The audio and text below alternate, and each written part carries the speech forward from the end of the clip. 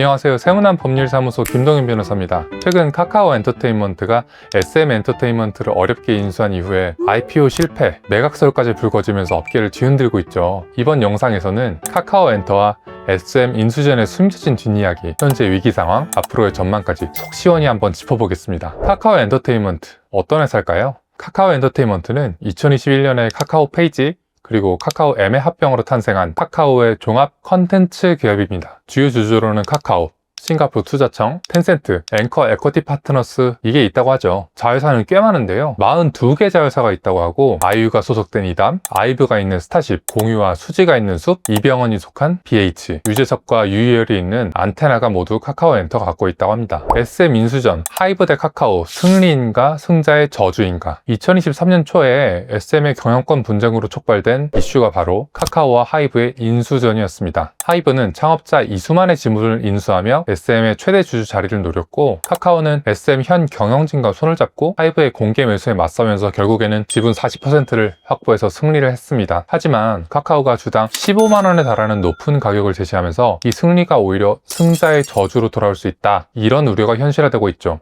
IPO의 꿈과 현실, 카카오 엔터의 상장 실패 이유. 카카오 엔터는 SM 인수를 발판으로 IPO를 추진했습니다. 당시 카카오 엔터는 해외 투자로 기업 가치를 약 11.5조 원으로 평가를 받았는데요. 글로벌 경기 침체, IPO 시장 악화, 이런 걸로 인해서 공모가 쉽지는 않았습니다. 또한 김범수 창업자 이 브라이언의 시세 조정 의혹 수사가 이어지고 대주주 리스크가 불거지면서 상장 계획은 무기한 연기되었습니다. 무엇보다 플랫폼과 컨텐츠의 시너지 효과가 명확히 나타나지 않은 점이 투자자들에게 매력적으로 다가가지 못한 것 같아요. 계속된 적자와 높아진 부채, 커지는 재무 리스크. 카카오 엔터는 공격적인 M&A 전략으로 외형은 커졌지만 수익성은 그만큼 따라오지는 못했습니다. 2022년에는 순손실이 6,300억 원이 났고요. 2023년에는 순손실 2,600억 원을 기록해 연속 대규모 적자를 기록했죠. 부채 비율도 아주 급증했습니다. SM 인수를 위한 차입 부담까지 더해지면서 결국 구조조정까지 돌입했지만 과거 인정받은 10조 원 이상의 기업 가치는 현재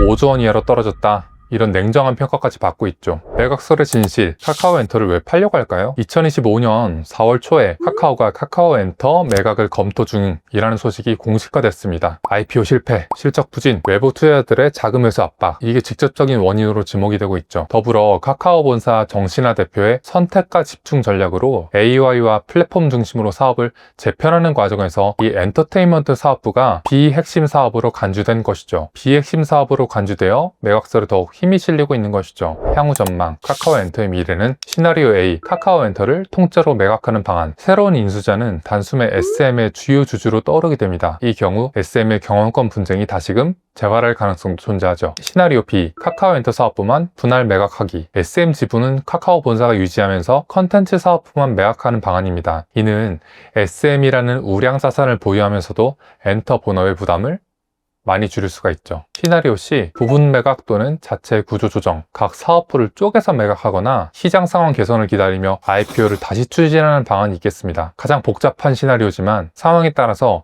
가장 현실성 있기도 하고 수익률도 매우 높을 수 있습니다. 카카오 엔터의 사례는 공격적인 M&A 전략이 시장 변화에 따라 얼마나 리스크로 돌아올 수 있는지를 보여주는 사례입니다. 시장이 좋을 때는 카카오의 공격적인 전략이 정말 유효했고요. 기업 가치를 상승시키고 추가 투자를 유치해서 기업을 크게 키우는 데는 이만한 방법이 없었죠. 그러나 시장의 매수자 입장에서 볼 때는 명확한 컨셉, 지배구조, 방향성, 이게 존재하지 않는다면 사실 시너지가 발생하지 않는 여러 계열사를 문어발식으로 둔 이미지를 벗어날 수가 없는 것이죠. 매력도가 많이 떨어지는 것입니다. 카카오 엔터가 매각에도 어려움을 겪는 것은 카카오를 지금까지 키워왔던 바로 그 성장 전략, 그 성장 전략 자체가 시장 상황에 따라 다시금 재평가를 받는 아주 엄정한 시험대에 다시 놓이게 됐다고 볼 수 있습니다. 오늘은 카카오 엔터와 SM의 인수전, 그 이후의 복잡한 상황과 향후 전망을 함께 살펴봤습니다. 과연 카카오는 이 난국을 어떻게 돌파해 나갈까요? 앞으로의 변화도 계속 살펴보겠습니다. 지금까지 세문안 법률사무소 김동현 변호사였습니다.